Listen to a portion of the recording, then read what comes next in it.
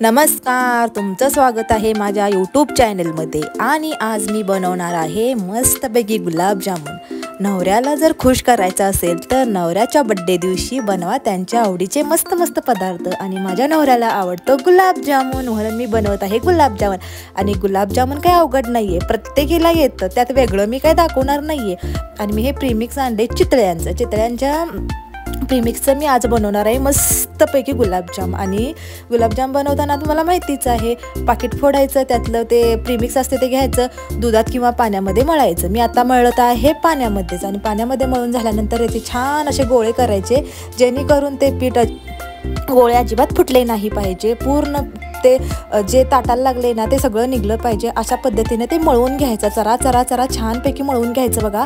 आणि त्यानंतर छान छान गोळे करायचे, आडवे करा, गोल करा, उभे करा, तुम्हाला जसे पाहिजे तसे तुम्ही गोळे करू शकता। आणि ते गोळे केल्यानंतर काय करायचे, मस्तपैकी तेलातून फ्राय करून काढायचे। आणि फ्राय केल्यानंतर मस्तपैकी साखरेचा पाक करायचा। साखरेचा पाक कसा असणार आहे त्या प्रीमिक्सवर पण लिहिलेलं असतं, तुम्हाला जेवढं पाहिजे आहे अंदाजाप्रमाणे ते तुम्ही त्या प्रीमिक्सप्रमाणे जर केलं तरी चालते। खव्याचे करताना मी अंदाजेच करत असते, तो पण यूट्यूबवर व्हिडिओ ऑलरेडी पोस्ट आहे, ते बघू शकता। आणि ते पाक झाल्यानंतर पाक असा काही तारेचा पाक नाही बनवायचा, फक्त एक 10 मिनटं किंवा 5 मिनटं जरी उकळला तरी चालते।